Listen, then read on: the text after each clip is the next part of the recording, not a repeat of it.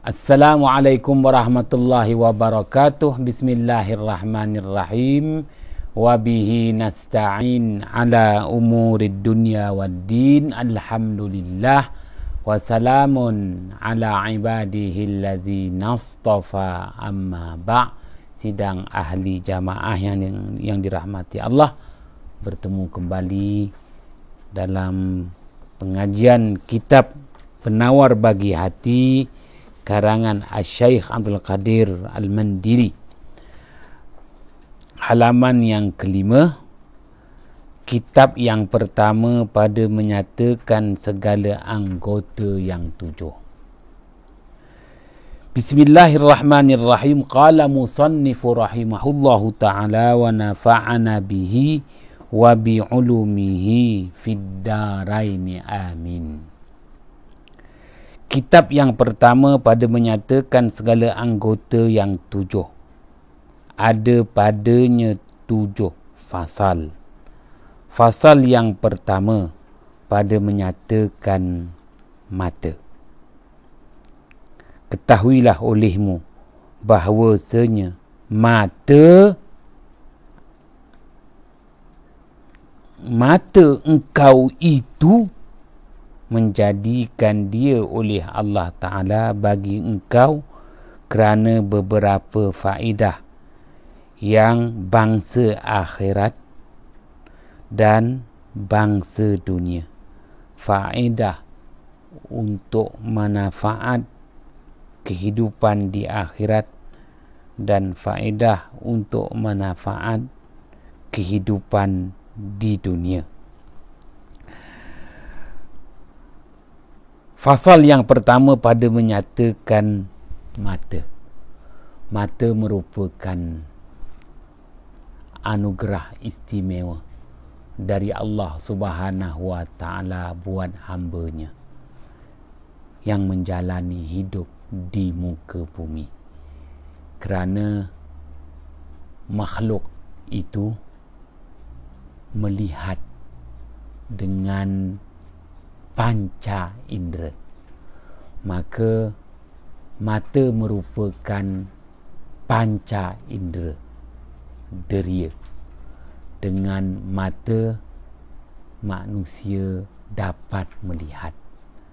Tanpa mata manusia tak mampu melihat, kerana mata itu adalah alat panca indera deria untuk manusia melihat.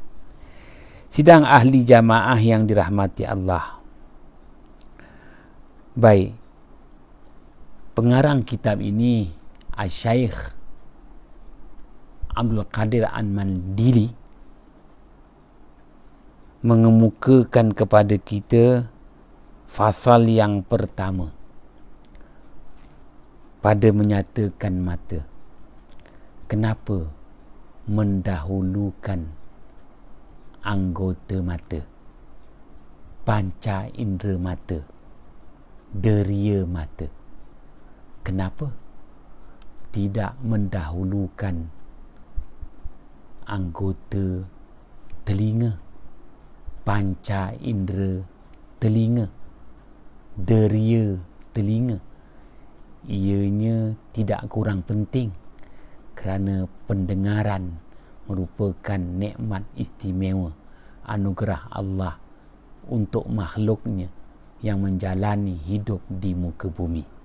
Baik, merujuk kepada firman Allah Subhanahu wa Ta'ala surah Al-Insan.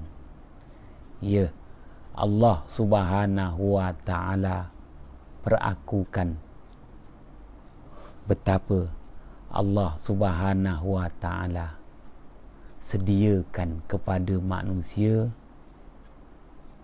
pendengaran telinga dan penglihatan mata. Baik, begitu juga dalam surah As-Sajdah, Allah Subhanahu wa Ta'ala juga perakukan berhubung tentang Allah Subhanahu wa Ta'ala berikan kepada manusia pendengaran telinga, penglihatan mata, dan hati sanubari, fikiran dan perasaan. Baik, kalau kita perhatikan dulu ayat 9 surah As-Sajdah. Wa ja'ala lakumus sam'a wal absara wal af'idah qalilan ma tashkurun. Dan Allah jualah yang telah menjadikan, menyediakan, menganugerahkan kepada manusia itu pendengaran telinga dan penglihatan mata dan hati sanubari. Baik, Allah Ta'ala sebut dulu pendengaran telinga. Wa ja'ala lakumus sam'a wal absara wal afidah. Allah jualah yang menyediakan, yang menjadikan kepada kamu, wahai manusia, as-sam'a, pendengaran telinga, wal absar, penglihatan mata, wal afidah, hati sanubari. Baik, Allah Subhanahu wa ta'ala sebut dulu pendengaran telinga, baru Allah Ta'ala datangkan pula penglihatan mata, dan di akhir Allah Ta'ala menyebut Allah anugerahkan hati sanubari. Seorang tokoh ulama tafsir yang tersohor lagi masyhur, Asy-Syaikh Al-Imam Fakhruddin Ar-Razi, wafat pada tahun 606 Hijrah. Dalam kitab tafsirnya Mafatihul Ghaib menyatakan waw di situ, huruf waw di situ adalah huruf ataf. Huruf ataf itu limutlaqil jam'i, nak dihimpunkan panca indera deria manusia, pendengaran, penglihatan, hati sanubari. Pun begitu, Asy-Syaikh Al-Imam Fakhruddin Ar-Razi, wafat pada tahun 606 Hijrah, mengemukakan pendapat Asy-Syaikh Al-Imam Al-Ghazali, wafat pada tahun 505 Hijrah. Waw yang disebut sebagai huruf ataf limutlaqil jam'i, menghimpunkan tiga nilai deria: pendengaran, penglihatan, hati sanubari. Ianya ada di situ at-tartib wa tarahi, ada tartib, ada permulaan dan ada pengakhiran. Allah sebut dulu pendengaran telinga, diikuti dengan penglihatan mata, dan kemuncaknya hati sanubari. Maka Asy-Syaikh Al-Imam Al-Ghazali, wafat pada tahun 505 Hijrah, menyatakan bahawa Allah Ta'ala sebut dulu pendengaran telinga. Kerana itulah panca indera yang mula-mula Allah Ta'ala zahirkan kepada manusia sebaik sahaja dilahirkan. Apabila bayi dilahirkan, maka panca indera deria yang mula-mula berfungsi, bertindak balas dalam mempengaruhi diri bayi yang serba kekurangan pada saat detik hari kelahiran adalah pendengaran. Maka sebaik saja bayi itu dilahirkan, bayi itu telah mula mendengar. Apabila mendengar, maka bayi itu dapat merasakan dia tidak lagi berada di alam perut ibu, tetapi berada di alam syahadah, alam malak, alam pemilikan, alam syahadah, alam penyaksian. Maka di situ bayi menangis kerana terkejut. Bayi begitu lama sehingga bayi itu mencecah usia 2 tahun setelah disempurnakan penyusuannya yang Allah Ta'ala sebut dalam Al-Quran, haulain kamilain liman arada an yutimmar rada'ah. Setelah 2 tahun maka bayi itu diberikan panca indera deria penglihatan. Bayi itu dapat melihat, mampu melihat pada sempurnanya usia 2 tahun setelah disempurnakan penyusuannya, sebagaimana yang Allah Ta'ala sebut dalam Al-Quran, haulain kamilain liman arada an yutimmar rada'ah. Ya, hinggalah bayi itu merupakan kanak-kanak mencapai usia yang disebut mumayyiz, yang dapat membezakan rupa, bentuk, dapat membezakan apa yang didengar, dapat membezakan apa yang dilihat. Maka ianya menjelaskan betapa bayi itu terus berkembang menjadi kanak-kanak yang mumayyiz. Maka pada saat itulah membawa erti dan penjelasan kepada kita, bayi itu disempurnakan daripada usia bayi kepada usia kanak-kanak yang dinamakan mumayyiz. Sebaik sahaja dia mumayyiz, maka barulah kanak-kanak itu disebut ghulam. Ghulam, kanak-kanak. Dia mula dapat berfikir apa yang didengar, dapat berfikir apa yang dilihat, dapat berfikir apa yang dirasa. Begitu juga dia dapat merasakan apa yang didengar, dia dapat merasakan apa yang dilihat, dia dapat merasakan apa jua yang dihidu dan sentuhannya. Maka berfungsilah hati sanubarinya, fikiran dan perasaannya.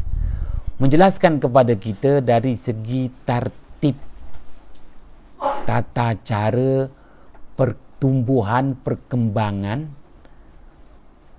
syakhsiah manusia itu bermula dengan deria pendengaran, diikuti dengan deria penglihatan, dan kemuncaknya deria hati sanubari, membolehkan manusia itu membuat pertimbangan kerana mampu berfikir dan ada kehendak, perasaan dan keinginan. Sidang ahli jamaah yang dirahmati Allah, maka menjelaskan kepada kita kenapa tak disebut dulu, tak dibahaskan dulu fasal yang pertama pada menyatakan telinga, tapi kenapa fasal yang pertama pada menyatakan mata? Kerana mata merupakan deria panca indera yang paling cepat bertindak dan mempengaruhi hati sanubari berbanding dengan deria pendengaran telinga. Apabila dibandingkan mana lebih cepat bertindak, penglihatan mata lebih cepat bertindak, lebih cepat mempengaruhi, lebih cepat menguasai hati sanubari manusia berbanding dengan pendengaran. Maka dalam tartib perkembangan manusia itu dibentuk bermula dengan ilmul yaqin, pengetahuan yang membentuk keyakinan, ilmul yaqin. Barulah diikuti fasa kedua, ainul yaqin. Ainul yaqin, diri keyakinan, apabila benar-benar dapat menyaksikan dan memperakukan. Dan kemuncaknya adalah hakul yakin, benar-benar yakin. Ya, benar-benar yakin. Maka apabila sebut ilmul yakin itu bermula dengan pendengaran. Ainul yakin, penglihatan. Hakul yakin, fikiran dan perasaan. Maka Allah Subhanahu wa taala sebut dalam surah At-Takatsur, summa la tus'alunna yauma idzin 'anin na'im. Sebelum itu Allah Subhanahu wa taala nyatakan lagi, kalla saufa ta'lamun, summa kalla saufa ta'lamun, kalla law ta'lamuna ilmal yaqin la tarawunnal jahim, summa la tarawunnaha ainal yaqin. Ayat kelima surah At-Takatsur, Allah Ta'ala sebut ilmul yaqin. Ayat ketujuh surah At-Takatsur, Allah Ta'ala sebut ainul yaqin. Dari segi tartibnya bermula dengan ilmul yaqin, apa yang didengar oleh pendengaran telinga itu untuk tahap pertama, ilmul yaqin, membentuk pengetahuan yang memberi kepada keyakinan. Barulah datangnya keinginan untuk melihat sendiri dengan mata kepalanya. Maka datanglah istilah apa yang disebut ainul yaqin. Ya, ainul yaqin. Ilmul yaqin, ainul yaqin, hakul yaqin. Baik. Pun begitu, daripada dua anggota ini, dua panca indera ini, dua deria ini, pendengaran dan penglihatan. Pendengaran akan membangkitkan kepada penglihatan. Setelah mendengar, barulah membangkitkan keinginan, semangat untuk melihat. Setelah melihat, barulah ianya akan melahirkan idea, fikiran dan kehendak, perasaan. Itu dari tertibnya. Bermula dengan mendengar. Mendengar itu membangkitkan untuk melihat. Setelah melihat itu akan membangkitkan, ya, fikiran dan perasaan. Setakat mendengar agak jauh untuk membangkitkan fikiran dan perasaan. Jadi dari segi tata caranya begitu. Pendengaran membangkitkan penglihatan. Penglihatan membangkitkan fikiran dan perasaan. Sidang ahli jamaah yang dirahmati Allah, kita masih lagi membicarakan soal mata. Kenapa nak dibahaskan dulu deria, panca indera, ya, mata? Kenapa tidak dibahaskan dulu telinga? Maka Asy-Syaikh Al-Imam Al-Ghazali, wafat pada tahun 505 Hijrah. Dalam kitabnya Mizanul Amal menjelaskan kepada kita bahawa penglihatan mata yang merupakan ainul yakin lebih mempengaruhi hati sanubari, lebih merangsang hati sanubari. Dalam istilah disebut al-imbias. Apabila dibandingkan antara dua, penglihatan mata dan pendengaran telinga, penglihatan mata itu al-imbias akan membangkitkan jiwa raga, membangkitkan hati sanubari, menggerakkan fikiran dan perasaan. Itu nilai penglihatan mata, al-imbias. Yang kedua, hissiyah, nilai hissiyah, sentuhan. Dibandingkan penglihatan dengan pendengaran, penglihatan mata manusia lebih menyentuh fikiran dan perasaan manusia berbanding dengan pendengaran manusia. Memang pendengaran manusia menyentuh fikiran dan perasaan, akan tetapi penglihatan manusia lebih menyentuh fikiran dan perasaan manusia. Maka kita menyebut di sini bahawa apabila dibandingkan antara penglihatan dengan pendengaran, penglihatan lebih mempengaruhi. Sebab itu disebut al-imbias, lebih kepada membangkitkan. Al-imbias. Kedua disebut al-intila', tala'a, al-intila', lebih kepada menerbitkan. Dia menerbitkan. Ya, pendengaran pun dia menerbitkan, tetapi berbanding dengan penglihatan lebih mempengaruhi kepada al-intila', menerbitkan fikiran dan perasaan manusia. Maka ada di sini tiga perkara: al-imbias, al-intila' dan nilai hissiyah. Ya. Sebab itu ayat suci Al-Quran yang mula-mula diturunkan, Iqra, baca. Apa yang nak dibaca? Tak ada apa yang nak dibaca. Iqra bismi rabb. Iqra bismi rabbikal ladzi khalaq. Iqra, iqra, iqra ya Muhammad.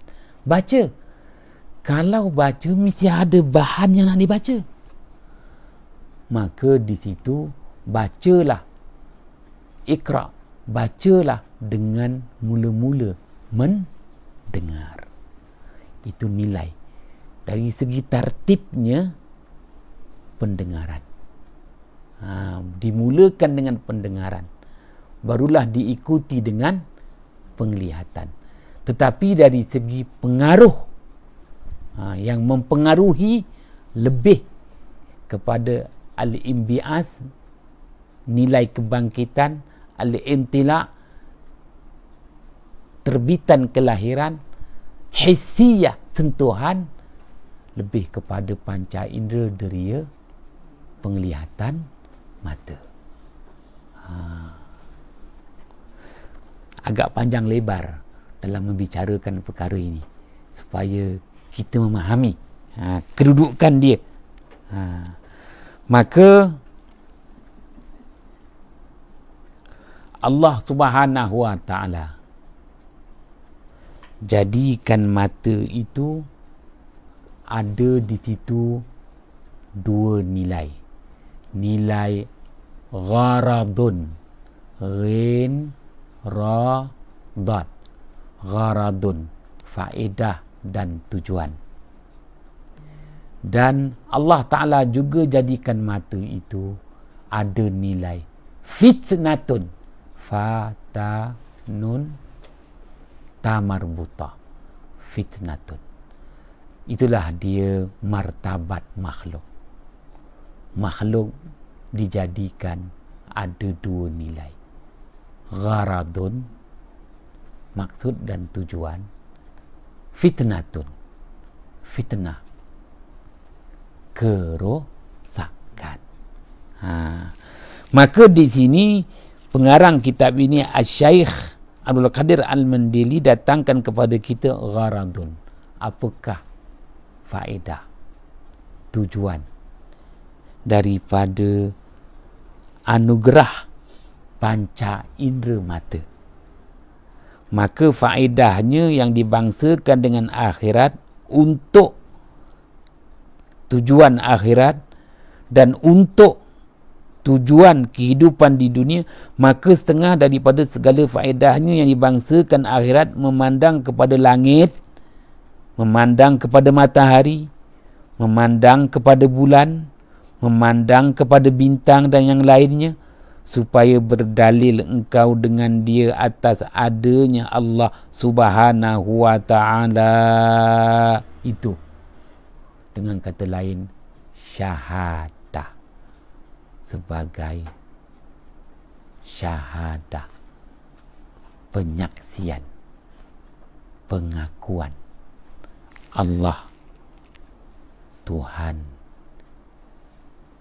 wajibal wujud, yang benar-benar ada, bersifat dengan segala sifat-sifat kesempurnaan, al-istighna, terkayanya Allah dari segala sesuatu, al-iftiqar, segala sesuatu itu berhajat kepada Allah Subhanahu wa ta'ala jua. Dan atas keesaannya Allah Maha Esa, sepada, satu pada zat, satu pada sifat, satu pada perbuatan. Zat Allah yang satu, Maha Agung lagi Maha Perkasa. Sifat Allah yang Maha Sempurna, tidak ada lagi yang lain bersifat dengan segala sifat-sifat kesempurnaan kamalat. Esa pada perbuatan, perbuatan Allah Subhanahu wa ta'ala sahaja yang memberi bekas.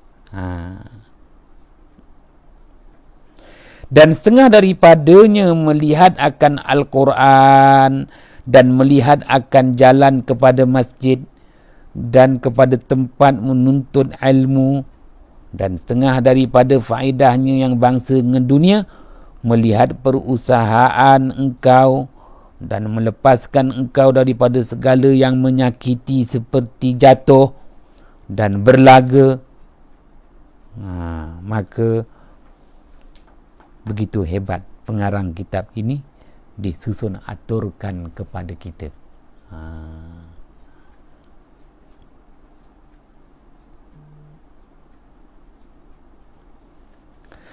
Dan bermula mensyukurkan mata itu, memelihara mata itu, memelihara daripadanya tiap-tiap yang melihat yang haram, seperti melihat perempuan yang lain daripada isterinya dan sahyanya dan mahramnya, dan seperti melihat akan yang muda belia, dan seperti melihat akan aurat laki-laki. Maka lazimkan olehmu akan memelihara mata engkau. Sekali lagi pengarang kitab ini Asy-Syaikh Abdul Qadir Al-Mandili jelaskan kepada kita bahawa apabila sebut sahaja melihat, ianya dibataskan. Dibataskan. Maka datanglah istilah aurat. Apa makna aurat? Asy-Syaikh Al-Imam Asy-Syafi'i dah wafat 200 tahun yang lalu. Maaf, dah wafat pada tahun 200. Bayangkan dah wafat 1200 tahun yang lalu. Asy-Syaikh Al-Imam Asy-Syafi'i jelaskan aurat itu ialah haram dilihat, wajib ditutup. Apa makna aurat?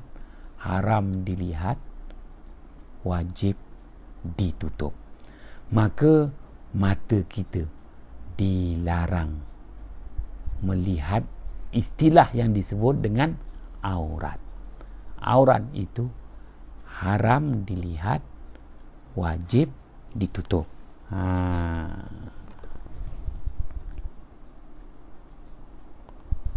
Maka lazimkan olehmu akan memelihara mata engkau.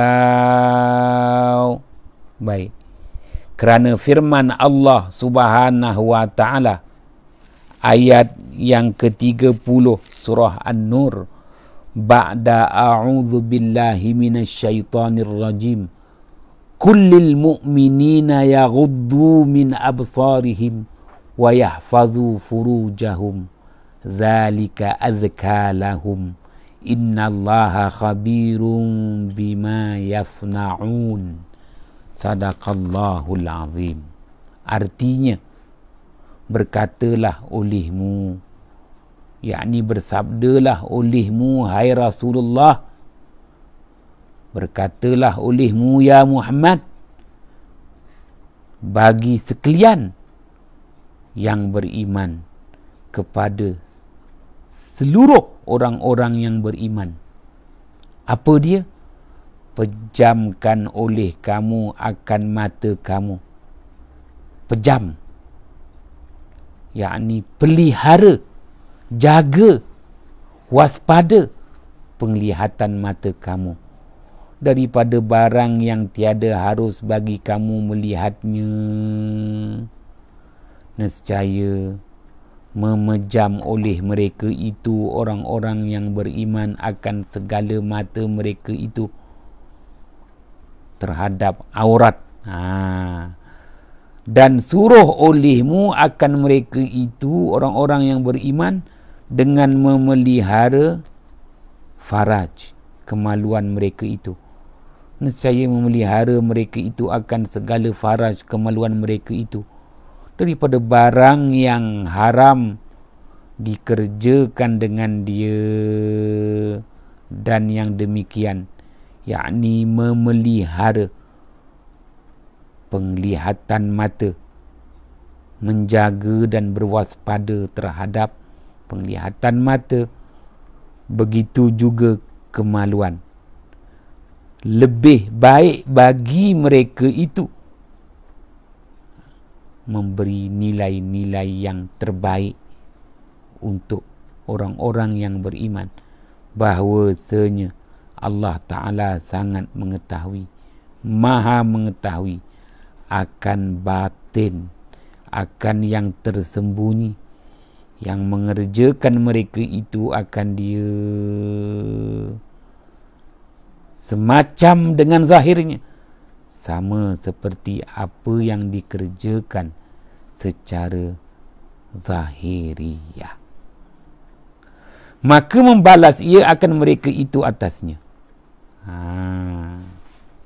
Ayat 30 surah An-Nur. Ayat 30 surah An-Nur ini berkait rapat tentang hukum aurat. Hukum aurat. Apa makna aurah? Makna aurah itu haram dilihat, wajib ditutup. Mudah kita. Maka setelah memahami perkara itu,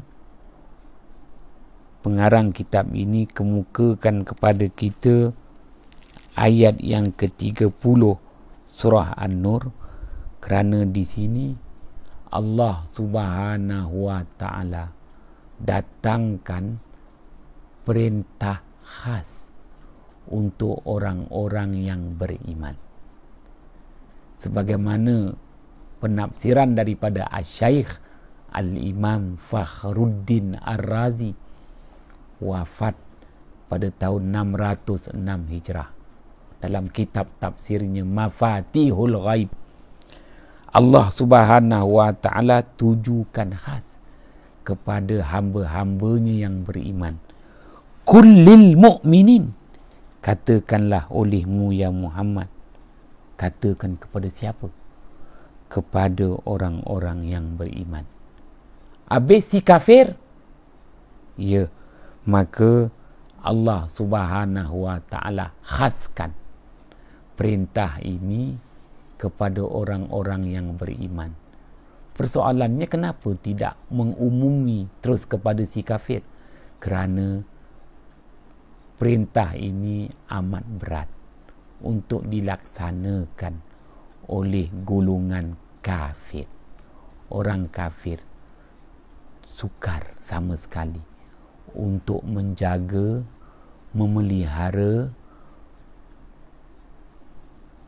dua anggota, mata dan kemaluan.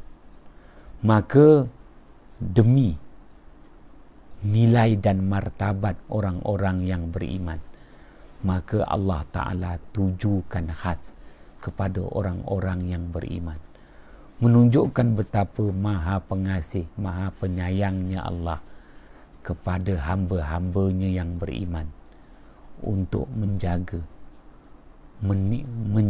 dan memelihara hamba-hambanya yang beriman. Maka Allah perintahkan agar baginda Muhammad sallallahu alaihi wasallam beritahu, ingatkan dan sentiasa mengingatkan kepada setiap orang yang beriman itu, jagalah, peliharalah, berwaspadalah terhadap dua anggota ini, mata dan kemaluan. Kenapa tidak dengan si kafir? Orang kafir sukar sama sekali nak menjaga, nak memelihara, nak mewaspadakan dua anggota ini, mata dan kemaluan. Baik. Dan Allah Subhanahu wa taala perakukan, zalika azka lahum. Allah perakukan dua anggota ni, mata dengan kemaluan, apabila dijaga, dipelihara daripada kejahatan, maka azka lahum, memberi nilai-nilai penyucian, kesucian bagi orang-orang yang beriman, akan menaikkan darjat orang-orang yang beriman itu di sisi Allah Subhanahu wa taala, menjaga kesucian diri orang-orang yang beriman. Dengan kata lain, betapa orang-orang kafir itu hidupnya dalam kekejian, dalam kekotoran, kerana golongan kafir itu sama sekali mereka itu tak mampu menjaga, memelihara penglihatan mata dan juga desakan kemahuan kemaluan. Innallaha khabirum bima yasnaun. Allah jualah Tuhan yang maha mengetahui apa yang mereka itu kerjakan. Baiklah, itulah dia nilai daripada 7 anggota, 2 anggota Allah Subhanahu wa taala beri keutamaan untuk penjagaan dan pemeliharaan mata dan kemaluan. Baik, Al-Syaikh Al-Imam Muhammad As-Sawi Al-Misri dalam tafsirnya Hasyiah As-Sawi, dalam menafsirkan tafsiran kitab Al-Jalalain, Jalaluddin Al-Imam Jalaluddin Al-Mahalli dan Al-Imam Jalaluddin As-Suyuti, Al-Syaikh Al-Imam Muhammad As-Sawi Al-Misri wafat pada tahun 1241 Hijrah, menyatakan bahawa Allah Subhanahu wa taala, hikmah Allah Subhanahu wa taala meletakkan keutamaan kepada dua anggota ini. Satu daripadanya deria dan satu daripadanya anggota sahaja. Kalau sebut mata tu, mata itu panca indera deria juga selaku anggota. Tapi kalau kemaluan, dia bukan deria, dia bukan panca indera, dia adalah anggota. Maka ada dua di sini, mata dan kemaluan. Kenapa? Kerana penglihatan mata setelah kita mengetahui paling mempengaruhi hati sanubari. Manakala kemaluan paling cepat merangsang hati sanubari.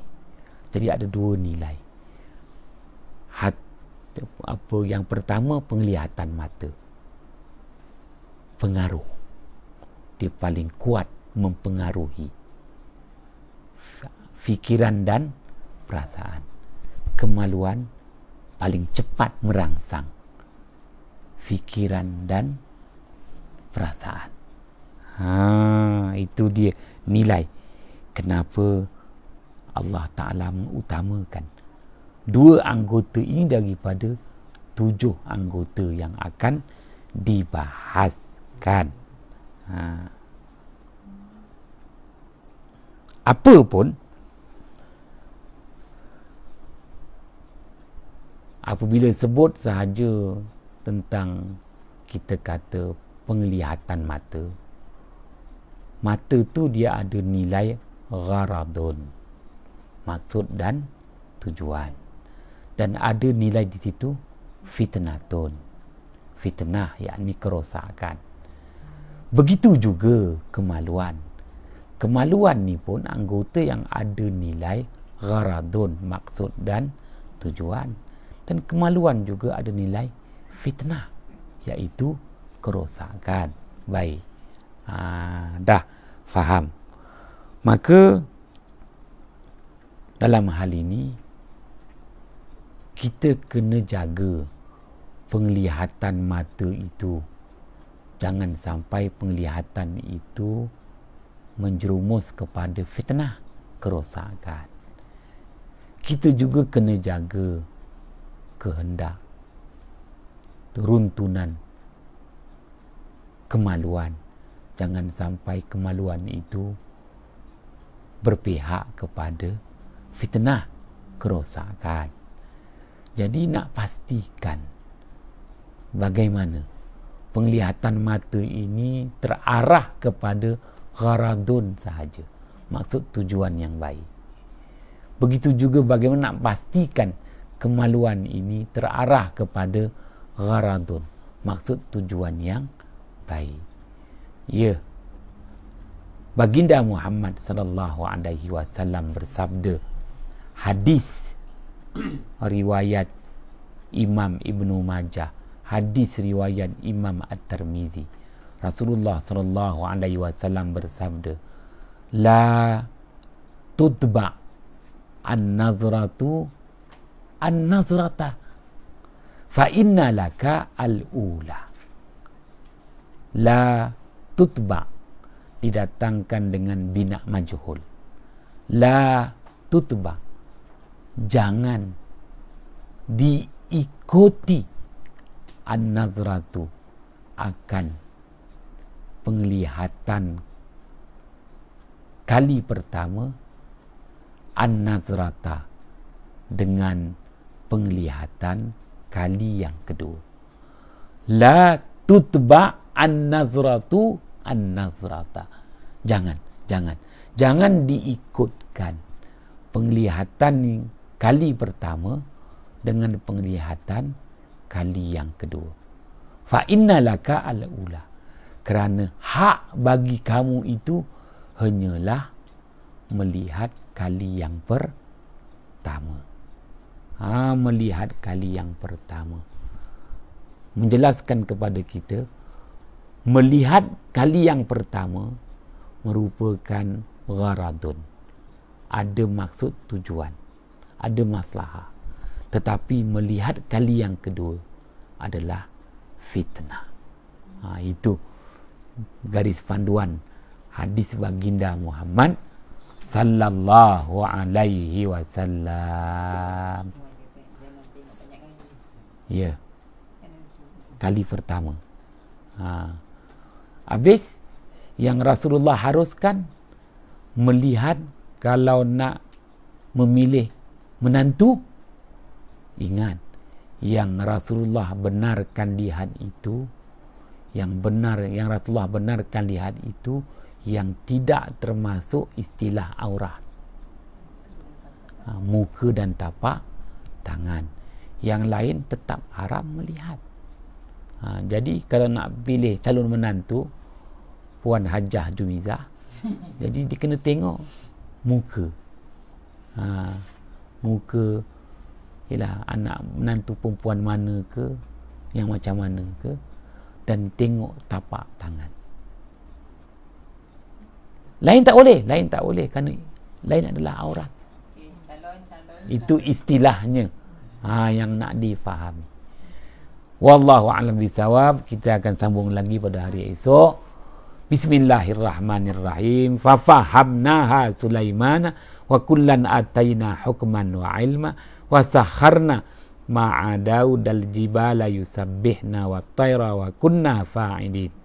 Ya Hayyu ya Qayyum, ya Rabba Musa wa Harun, wa ya Rabba Muhammadin sallallahu alaihi wasallam alaihim ajma'in. Assalamualaikum warahmatullahi wabarakatuh.